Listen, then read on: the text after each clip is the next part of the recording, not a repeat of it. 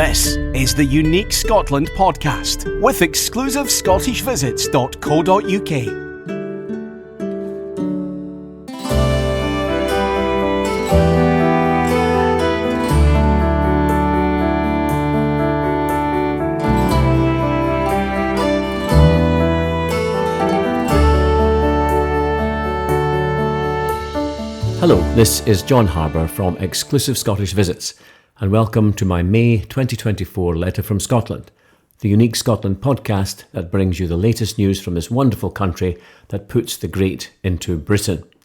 This newsletter gives you an insight into what makes this tiny country tick.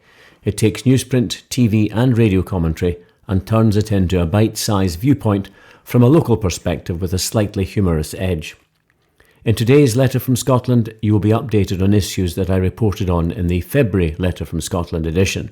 So if you've not yet listened to it, then you must be mad. Go back and hear all about Scotland's newsiest items, including the political scandals presently surging through the Scottish Parliament, and especially a hate crime bill which appears to be universally hated. I'll be updating you on the escaped macaque monkey from the Highland Wildlife Centre, the ferry shipbuilding fiasco, and the latest on how the Haggis will affect the US presidential elections. In the latest news, we'll look at more political shenanigans with lies and theft at the centre of the Scottish Government. We'll hear about a small Scottish island general store that ordered more Easter eggs than the small population. And we'll also have a look into Dunvegan Castle and how the present chief is trying to keep it intact. And you'll hear the latest on the search for the Loch Ness Monster and how NASA is being involved. And who is Bella the Water Beast lurking around the Forth and Clyde Canal? Is it safe to sail along this iconic waterway?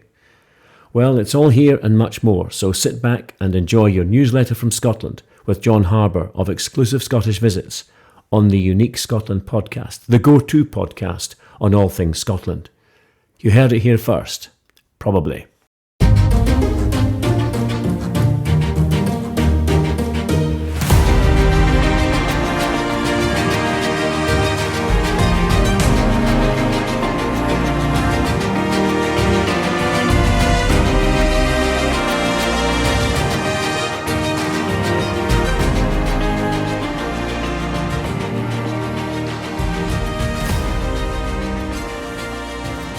Well, let's begin with a few updates, and I'd like to turn first to Honshu, the 7-year-old Japanese macaque monkey who escaped from a Highland wildlife park at Kingussie and captured the attention of world media.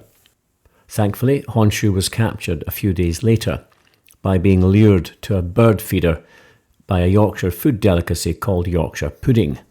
Well, more than a month after he was captured, Honshu is being moved south from the Highlands to Edinburgh Zoo. It would appear that Honshu is at an age where macaques normally move out of the monkey troop, so it would have been very difficult to bring him back into his wider family circle. Instead, a new mini-troop has been specially created, comprising 3 other male macaques of similar age. He appears to be settling in well, and if you're interested, you can adopt Honshu and his new friends at Edinburgh Zoo.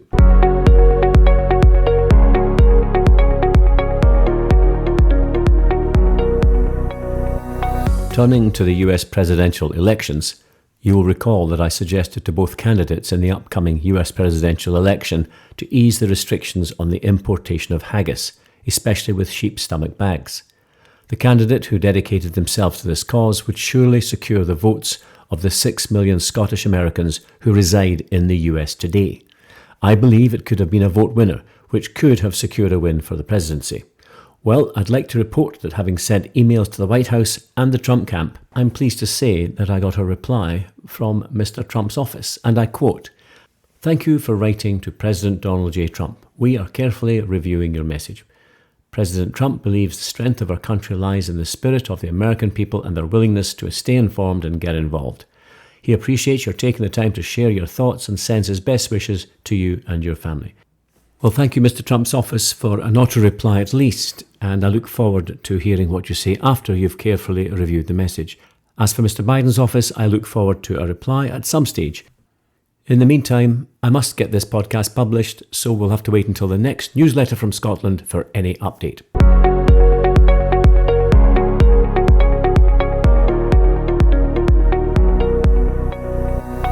You will recall my report on the Ferguson shipyard, where two ferries, the Glen Sannox and the Glen Rosa, ordered for Caledonia McBrain, the company that services the Scottish Islands, were 6 years late and 3 times over budget. I mean, you couldn't really make it up. Well, the Stornoway Gazette has reported that Macaque ferry crew are still without a ship. Now, wait a minute, I hear you say, the unfinished ferries have crews? Well, it appears so, and Brian Wilson from the Gazette has reported on 17th of May that Glen Sannox, which recently headed out for sea trials, has had a fully paid crew in place for at least 2 years. Now, that beggars belief that a ship, clearly not able to sail, has had a crew in place all this time. This has led Caledonia McBrain admitting to spending £3.5 million crewing a vessel that has yet to come into service. And as predicted in my previous letter from Scotland, there are further delays which will mean neither ship will be available for this summer season, leading to more disruption on the island ferry routes this year. And sadly, I can testify to that, as my Scottish tours have been affected twice now, with last-minute cancellations on the route from Macaque to the Isle of Skye. This whole saga is far from over, and of course, there is the question of what happens to the shipyard after this debacle. Well, we'll just have to wait and see.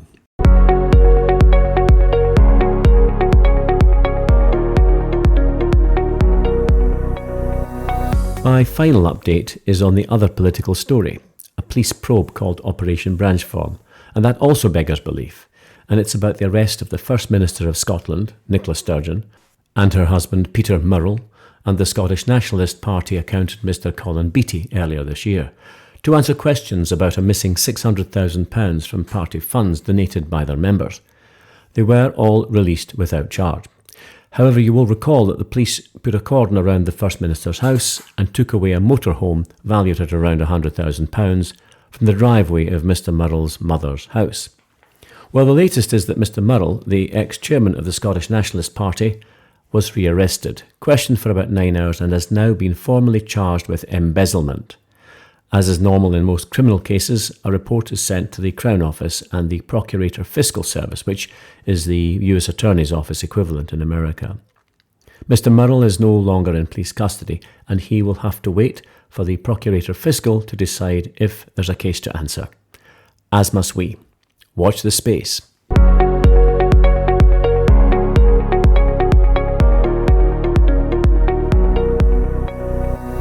And now, getting on to the latest news affecting this fine country. I'd now like to lighten the subject matter by reporting on a shop owner, Mr Dan Diffid of Sinclair General Stores on the tiny island of Sandy, one of the Orkney Islands that sit off the northern tip of Scotland, who ordered more Easter eggs than the whole population.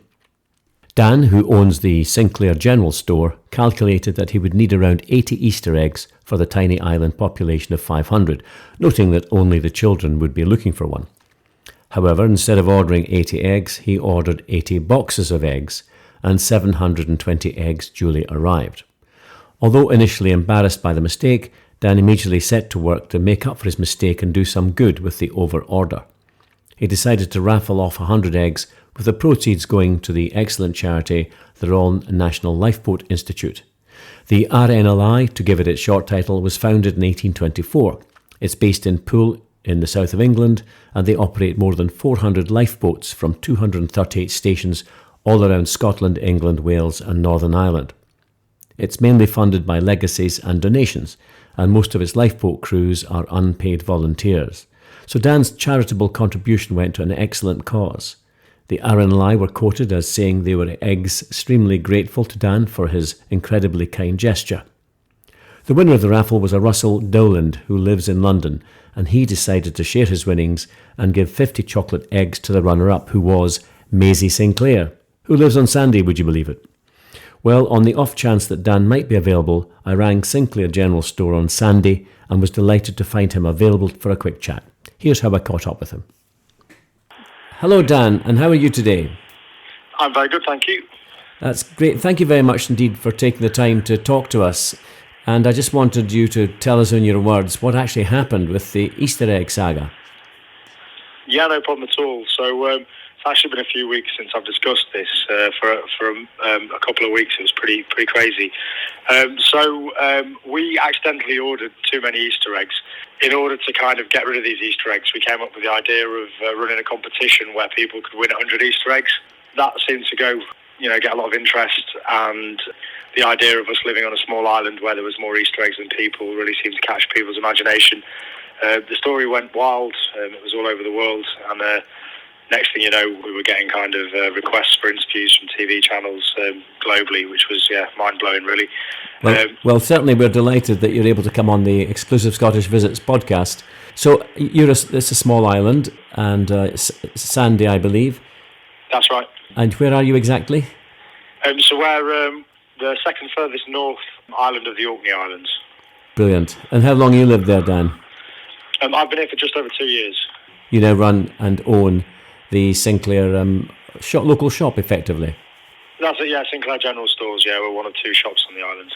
Brilliant. And I believe that you started raising money for the Royal Naval Lifeboat Institute, the RNLI. How did that go?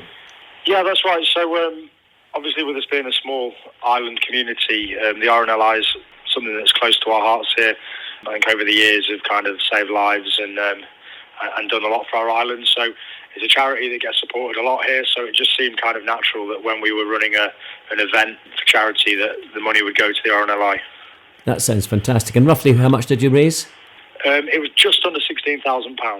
That is amazing, considering it's a matter of selling a few Easter eggs. Well, I take it if somebody wanted to contribute, do you still have the website open at all? I believe the website is open, but if people do want to contribute, the best thing to do would be to go on the RNLI website and donate directly to them. But we'd welcome any donations. It would be wonderful. Well, that's fantastic. And as an ex-mariner myself, I can thoroughly endorse the great work that the RNLI do. Well, where are you now, Dan? Have all the Easter eggs gone? Yeah, all the Easter eggs have gone. Believe it or not, we actually ended up ordering more because there was such interest in them. But, they sold out again. And we're Easter eggless, thinking of something crazy to do for next year to raise some money for charity. That is absolutely amazing. Well, Dan, listen, thank you so much for chatting to us and for letting us know. And considering the slight mistake of, I think, 80 instead of 80 eggs, 80 boxes is phenomenal, especially what you did and the great cause you supported at the end of it as well. So, Dan, thank you so very much indeed for coming on the programme. And can we just say all the very best to all the folk in Sandy. And I hope that your general store continues its good work. Lovely, thank you very much. Yeah, it was nice that my silly mistake, brought so much good. And it's been lovely to talk to you. And if any of your followers ever come to Sandy, they can pop in and have a cup of tea, and we'd be more than pleased to see them. That's fantastic. Thank you, Daniel. All the very best. Bye-bye for now. Take care. Bye-bye. Well, that was Dan Diffid, owner of Sinclair General Stores on the tiny island of Sandy, one of the islands of the Orkneys. Well done to Dan and to everyone who supported the competition, with special thanks to all the Sinclair General Store staff and also John, 59 Degrees North, who donated his time, mugs and T-shirts that were sold to help with the fundraising. And if you would like to help these volunteer seafarers who save lives every day around the shores of the United Kingdom, then go to the Royal National Lifeboat Institute or RNLI website to contribute. And don't forget, if you're in Sandy, pop into the general store to see Dan and his team and mention you heard them on this podcast.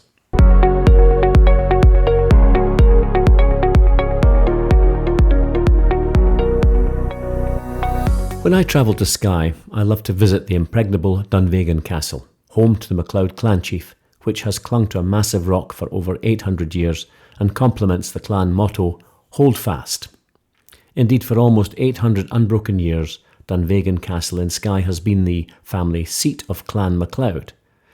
Alison Campsey of the Scotsman newspaper has reported that work is underway to ensure the fortress continues to hold fast for the centuries ahead. Unfortunately, part of Dunvegan's mighty rampant wall are now eroding away, and the bedrock on which the castle stands is also deteriorating. A public path around the base of the castle has been closed due to the risk of rockfall, and I saw that recently when I visited. Sadly, the fortress, which is surrounded on 3 sides by water and is battered relentlessly by the weather rolling off the Atlantic, is starting to feel its age. Damage has also been recorded at the castle's fairy tower, which was built in the 15th century by the 8th chief Alistair Crotack, which means the hunchback, and that was after a deal of allegiance was struck with James IV of Scotland. Of course, the most famous artefact within the castle, which you will be glad to hear is safe, is the fairy flag, which was given to one of the clan chiefs after he married a fairy. She had to leave him after 1 year to return to fairyland, but this amazing gift was said to have magical powers that could summon up hundreds of clansmen to fight for the chief if ever the MacLeods were in danger. And that flag can be viewed within the castle. Well, you'll be pleased to hear that permission has now been granted to MacLeod Estates to repair and fortify the ancient structure, make it safe and restore parts of the site which have disappeared as successive clan chiefs sought to make their mark on the castle.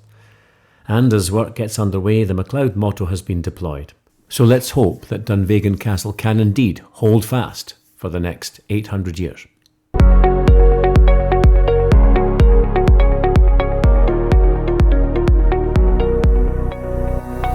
On Saturday 6th of April 2024, the annual Tartan Day Parade took place in New York as the centrepiece of the Tartan Week calendar, where thousands of Scots diaspora gathered to see a remarkable tartan spectacle of marching pipers and Highland dancers galore. Well, I was tickled by an article in the Edinburgh Reporter by Phyllis Stephen, who reported in early April that the Merchiston Castle School Pipe Band would be attending, and when they board the plane, one of their fathers will definitely be there to greet them, as he will be flying the plane, taking the band and their accompanying teachers to the Big Apple. Captain Simon Rankin will pilot the Virgin Atlantic jet with the pipe band on board, and he said it's a privilege to be flying the Merchiston Castle School Pipe Band to New York, particularly as I am a dad to one of the students. All of us at Virgin Atlantic are delighted to be part of creating such a great experience and memories for all the boys. Kyle Warren, who was the director of Pipe and Drums at Merchiston, said, "It was a privilege to be attending the 26th anniversary of the New York City Tartan Day Parade, with Merchiston's pipe band to celebrate Scottish heritage and culture. What an amazing experience for these school students." Merchiston's Castle School Pipe Band joined more than 3,000 bagpipers, Highland dancers, clan organisations and dog breeds on the march up 6th Avenue in Manhattan as part of the annual celebration of Scottish heritage and culture. As it happens, I am a member of the American Scottish Foundation, one of the organisers of the event. So if you'd like to learn more about this fabulous New York City Tartan Day Parade, then look up the American Scottish Foundation or come and join us for lots of news and views of all things Scottish. And by the way, I'm going to attend next year. See you there.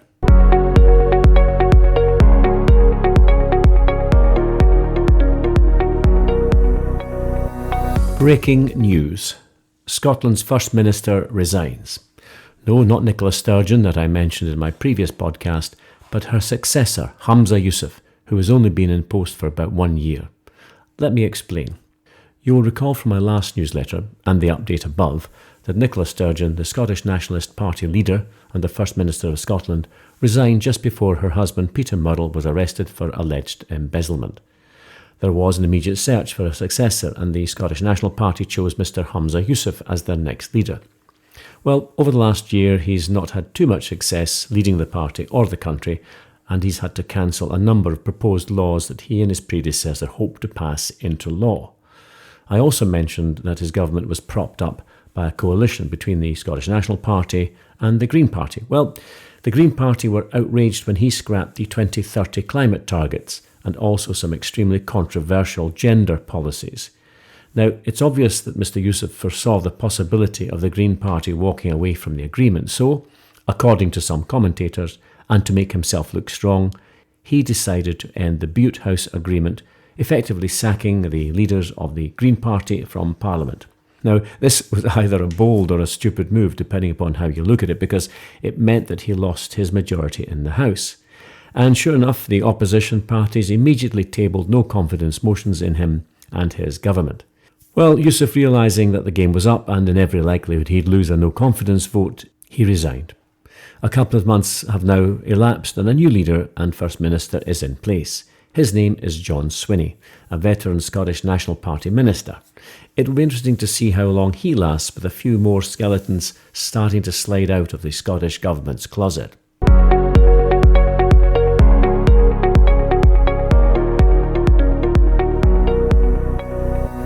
Well, as I said at the beginning of this podcast, you probably heard it here first.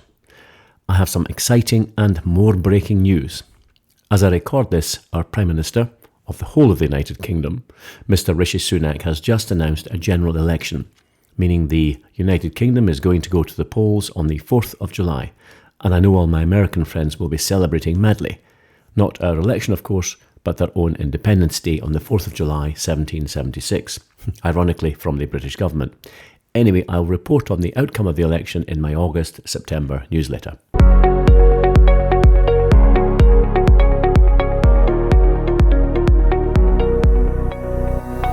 You'll recall from previous podcasts, I love to visit my favourite island, the Isle of Mull. And on the journey from Oban to Craignure, which is the main ferry terminal in Mull, I always have a look at Lismore Island, sitting halfway between the two destinations. Lismore is only around 9 square miles, is a fertile, low-lying island with about 200 people who live there. If you'd been there at the beginning of the 20th century, there would have been about 1,000 people, but the population has continued to decline. The modern economy is fishing, farming and tourism. Well, I was delighted to read in the Scottish Field magazine that archaeologists have discovered the lost monastery of St Mullaig on this Isle of Lismore. Ellie Forbes on the 2nd of April reported that for 6 years a team of community archaeologists from the Lismore Historical Society have been searching for answers on the island's past. Just recently, the volunteer team turned their attention to a very unpromising wet field below the parish church, and bingo, they found what they believed to be the site of St Mullaig's lost monastery, with evidence of religion, jewellery making and crafts dating back more than 1,000 years. An oval stone building which was discovered has now been dated to between the 7th and 10th century, confirming the Society's suspicions. Well, a workshop where precious metals were used has been uncovered, as well as evidence of other workers creating fine carvings in stone, wood, bone and antler nearby. Dr. Robert Hay from the Society said, "The find confirms Lismore is now as important as places like Iona." He went on to say that it's now known that an area next to the oval building was the focus of high status and highly skilled metalworking, with the fragments of around 120 crucibles found. Apparently there's been some analysis by the National Museum of Scotland, and they reveal that they were used for melting copper alloys, silver and gold. Now, St Mullaig was born in the northern part of Ireland around 530 AD, making him a contemporary of St Columba of Iona Abbey.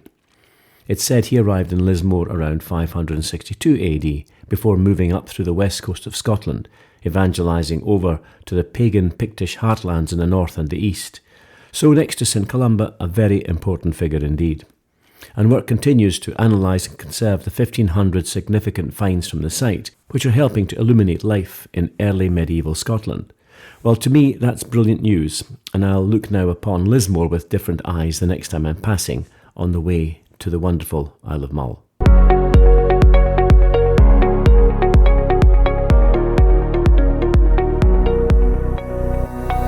I've been asked by some listeners if I can give them more examples of shenanigans. Well, imagine you're on holiday and you have with you the company's iPad to perhaps catch up with some work whilst you're away. Anyway, you're having so much fun you do no work and get on with relaxing in the sun. Now imagine you get home and, having not used the iPad for work, suddenly find that you've accumulated an £11,000, which is nearly $14,000, mobile or cell roaming charges, because in reality your kids somehow got a hold of the iPad, gained access to the classified PIN code and racked up that cost while using it as a Wi-Fi hotspot to watch football. Clearly a dilemma. What would you do? Pay the charge yourself and ground the kids for the next month, reducing their pocket money accordingly? Or instead, claim the expense against the company's account, hoping the accountant would believe your story that you had urgent need to do company business on holiday and this was the cost? Well, sadly, this is exactly the dilemma faced by one of our Scottish nationalist members of the Scottish Parliament, Mr Michael Matheson, who was also a senior cabinet member in the Scottish Government as the Health Secretary. So a man with considerable responsibility to the public. Well, he made the wrong call and decided to claim the outrageous charges on his public expenses. When it came to light a couple of months later, Mr Matheson categorically denied personal use and claimed to journalists that the use of the iPad and the bill he accumulated was due to official work. Not a clever move, Mr Matheson, because as we all know, journalists, like a pack of wolves, will hunt down their prey relentlessly. Sure enough, evidence came to light that the bill was due to personal use, and Mr Matheson finally had to own up. In an emotional statement in Holyrood's Scottish Parliament, he said the costs had been incurred by his teenage sons, who had used the parliamentary iPad as a Wi-Fi hotspot to watch football during a holiday in Morocco. I love the use of the adjective emotional. It means looking down and talking slowly and quivering the lip as if a few tears might drop at any moment. Some other officials who have been caught for other transgressions do have the ability to produce tears, which I think is quite awesome, but it does not detract from the fact that they've stolen or tried to steal from the very people that they're meant to represent. The final result from the Scottish Parliament Standards Committee is that Mr Matheson is suspended for a month and will be fined. Now, there's no mechanism in the Scottish Parliament to sack him, so it's really up to him to do the decent thing and resign. Well, I don't know why, but I get the feeling that this is not going to happen anytime soon. Maybe it's the word decency that I'm having trouble with.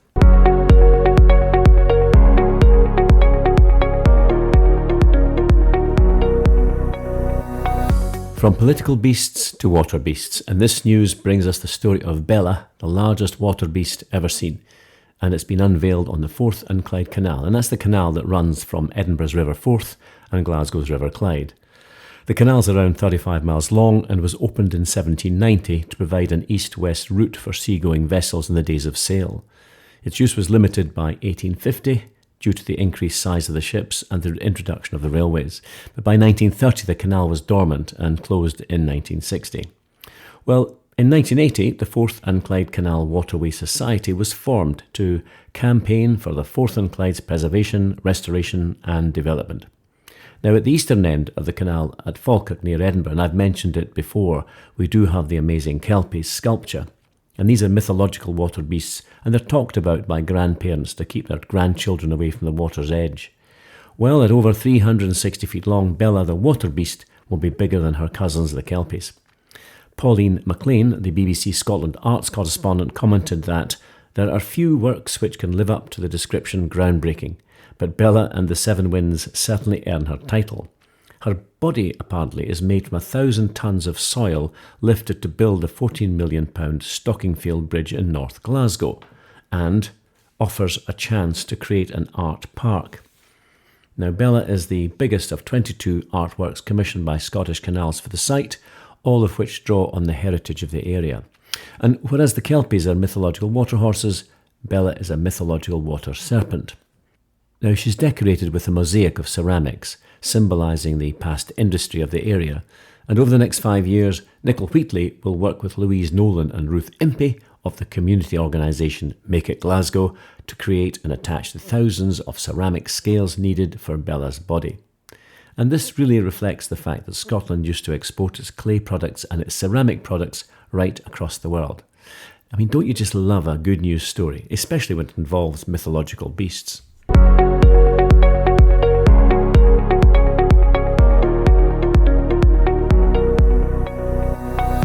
And other good news from the BBC is showing that record numbers of overseas tourists visited Scotland in 2023.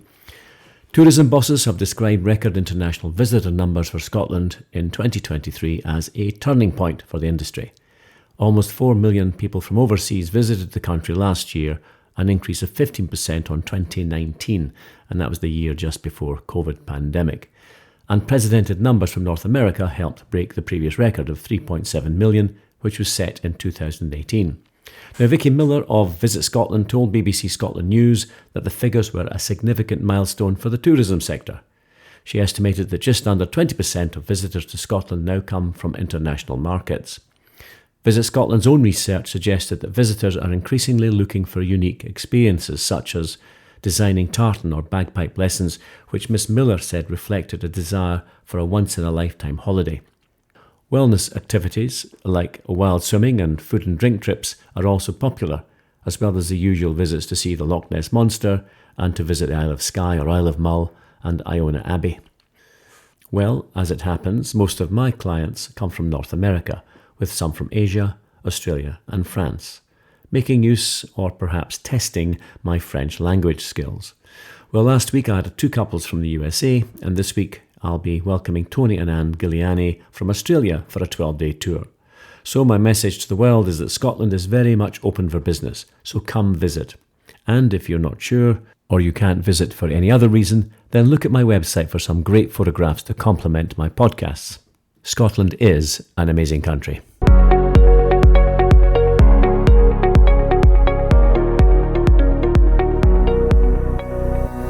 If you're keen on oysters and you're touring with me, we'll probably end up eating at the Oyster Bar on Loch Fyne, which is about 55 miles north of Glasgow. Well, I was delighted to see on the BBC News, with Daniel Fleming reporting, that rare oysters are being reintroduced to the Firth of Forth, the east coast river that runs past Edinburgh. It would appear that 30,000 rare oysters are being reintroduced to the Firth of Forth, having been wiped out by overfishing and pollution over the past 200 years. I have to say, I always recall when standing on the ramparts of Stirling Castle and regaling clients with stories of William Wallace and Robert the Bruce, that the River Forth can be seen from the castle as it winds its way down the valleys towards Edinburgh and the North Sea. And on a clear day you can actually see the peak of Ben Lomond towering over Loch Lomond some 30 miles away to the west, and you're also looking over the Carse of Stirling. Well, in Scottish geography, a carse is an area of fertile, low-lying land occupying Scottish river valleys such as the River Forth. The Carse offers good agricultural land, but in the past it used to be overlain by peat bogs, much of which has been cleared to improve agriculture. Now, during this clearance process, the peaty soil was thrown into the River Forth, where it was washed downstream and into the North Sea. Unfortunately, it also poisoned the oyster beds. It's been estimated that 30 million European flat oysters were being harvested towards the end of the 1800s, but by 1957 they were declared extinct in the area. Edinburgh's connection to oysters are embedded in local songs and stories, and there are tales of the fishwives of Newhaven and oyster wars where people ventured into each other's territories. They were used as a staple of an otherwise poor diet. And whereas oyster and beef pie is an expensive delicacy today, it was the poor man's choice of yesteryear, albeit a lot more oyster than beef. In those days, the fishermen believed it was good to sing to the oysters as they caught them in a sort of partnership, and there are still choirs today who keep those memories alive and sing the old songs. So it's great news that the waters of the River Forth could once more sustain oysters. So far, 14,000 have been reintroduced with plans for another 16,000 to be added by the end of 2024. Fingers crossed the system works and we may be eating River Forth oysters, environmentally harvested of course, in the next few years.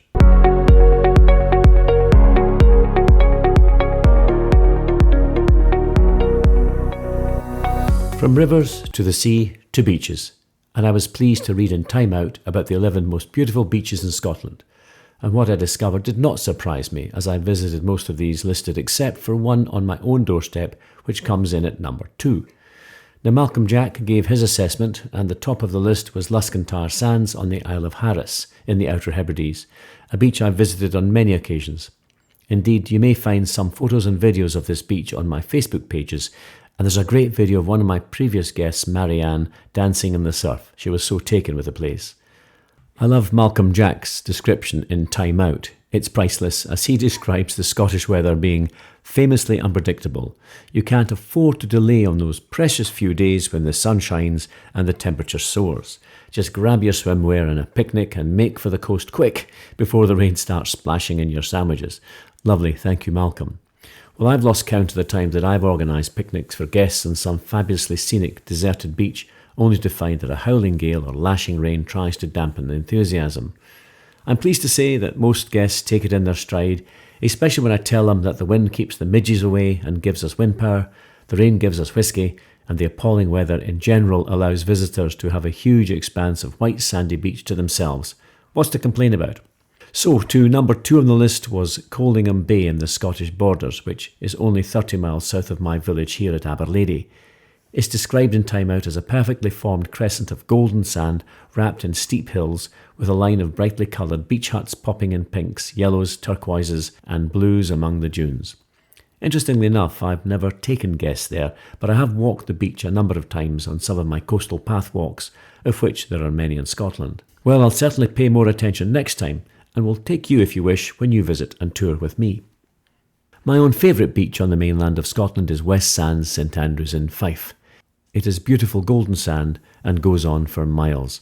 This is where the film Chariots of Fire was filmed, and whenever I visit St Andrews, the sound of Vangelis rings out in my ears, and in my mind's eye I can see the slow-motion Olympic team running along the surf. So, a long walk along this beach is a must-do, certainly when you're on tour with me. It helps you clear the mind and calm the soul.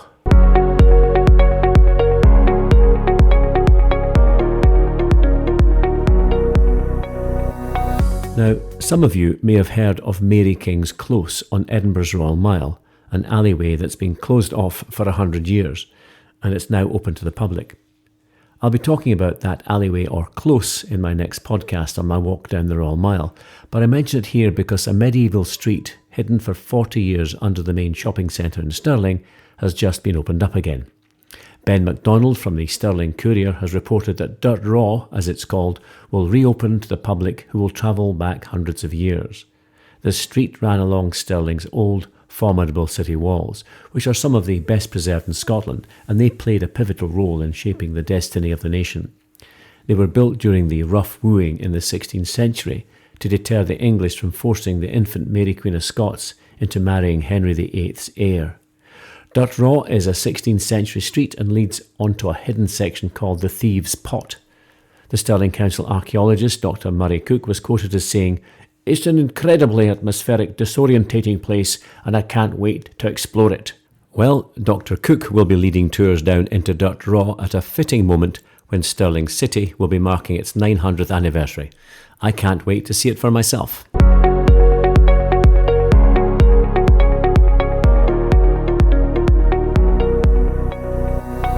Remaining in Stirling, the home of the most famous castle and the place where William Wallace defeated a much larger English army during the Wars of Independence in 1296. I was absolutely delighted to read in the Scotsman newspaper that a remarkable 16th century handwritten manuscript about Sir William Wallace had been put up for auction.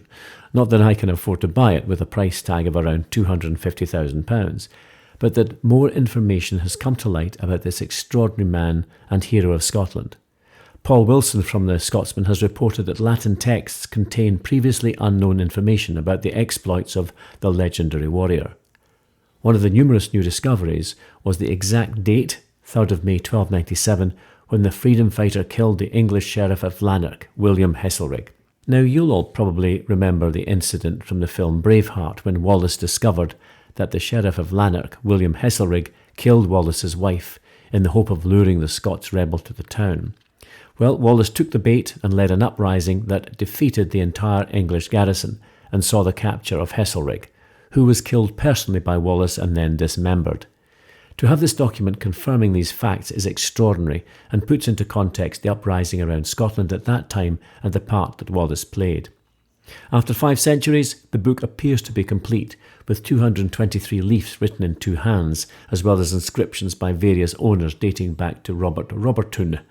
Now, Robertoun died in 1568, and the book remained in the Lindsay family library for centuries, for which it is named the Lindisiana Chronicles, and was later in the hands of a bookseller in Northern Ireland until it was bought by the Norwegian bibliophile Martin Schoen at auction in 1990 for £41,000. Remarkably, it retains its original wood and leather binding, one of only a handful of pre-1550 Scottish decorated bindings to survive. It will go under the hammer at Christie's in London on June 11th, 2024, so get your bids in now.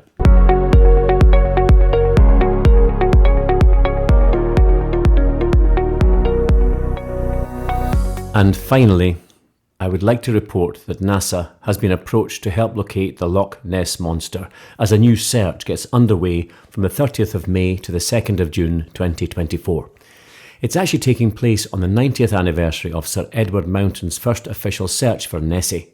It's hoped that NASA might have some new advanced imaging technology to scan the loch. Last year saw one of the largest hunts using hydrophones, and strange loud noises were discovered in the depths of the loch, which is one of the deepest at almost 800 feet. It's hoped that NASA has the sophisticated scanners that could help to solve the riddle once and for all. Volunteers are being asked to keep an eye on the surface of the water, looking for breaks or any underwater object gliding along with occasional surface breaks. Nessie hunters can also go out on a boat with Deep Scan Captain Alistair Matheson, the skipper for the Loch Ness project, who, using 18-metre or 60-feet hydrophones, will listen for mysterious sounds echoing from the depths of the loch. It's hoped that this will be the biggest search ever, using new technologies to investigate the deep loch for any monster life form. Well, I think we can all expect the unexpected.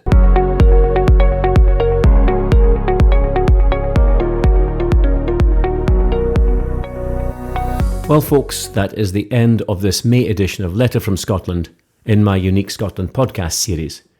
The next issue will be in August.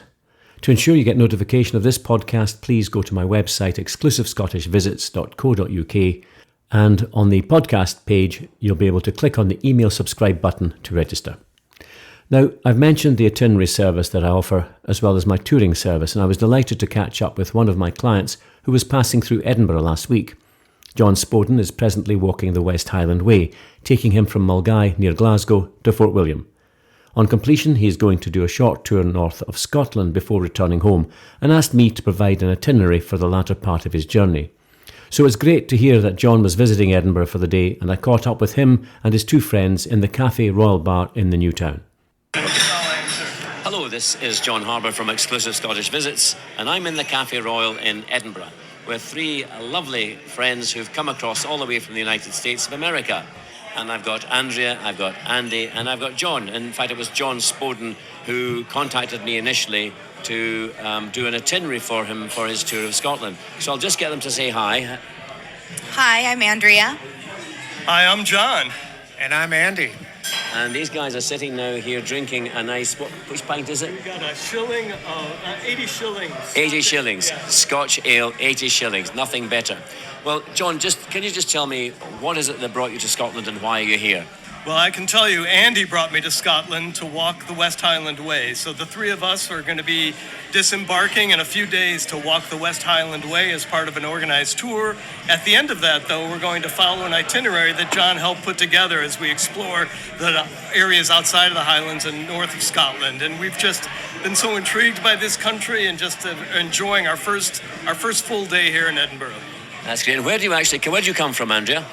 I live in Seattle, Washington. Seattle, John? Yeah, I live in Seattle. Andrea and I are together. Right. And Andy? And I live in a town just outside of Chicago, Joliet, Illinois. Julia, Illinois. Brilliant. And what actually got you to contact me initially, John? Well, I think both Andy and I have been listening to your podcast now as we've been preparing for our walk on the West Highland Way. Some of these walks that we've been doing take 3-4 hours to train for this, and your podcasts have just helped us to really come to understand the beauty, not only of the geology and of Scotland, but also the people and the cultural history here. That's good. Much appreciate that. So there you go, folks. Listen to the podcast, and that might help you as well. And Andy, what was the first idea of coming on the West Highland Way walk? Well, my father, Andrew Neal, back in 2012, had done this hike, and it's a sponsored trip through the Sierra Club. And if you don't know of the Sierra Club, it's one of the United States' first largest environmental organization that was founded by John Muir, of all people.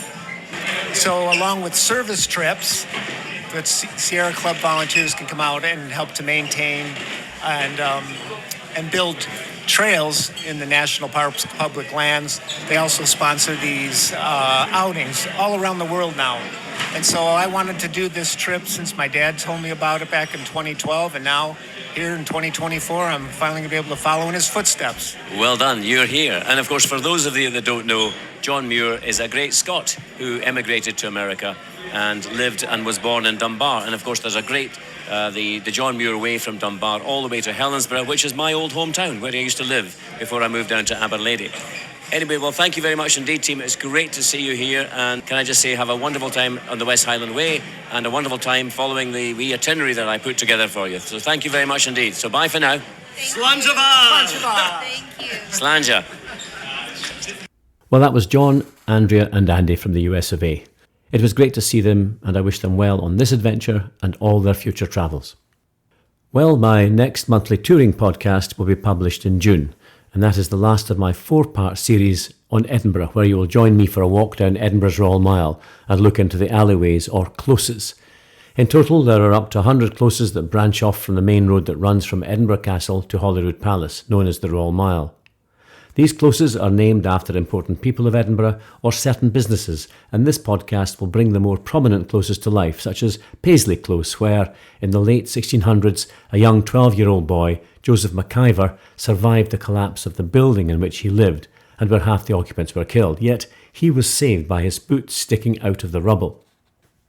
As always, I have thoroughly enjoyed bringing the snippets of news of Scotland to you, and I hope that through your connection to Scotland, you can relate to some of the items discussed here.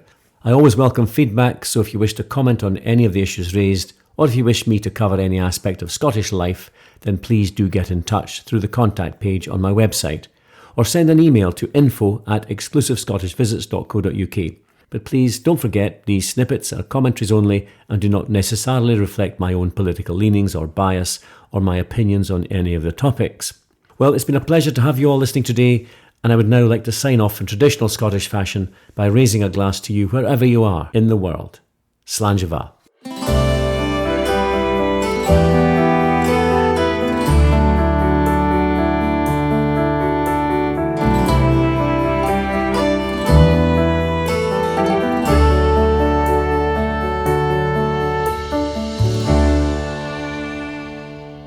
You've been listening to the Unique Scotland podcast with exclusivescottishvisits.co.uk. To receive all our episodes automatically, please subscribe now.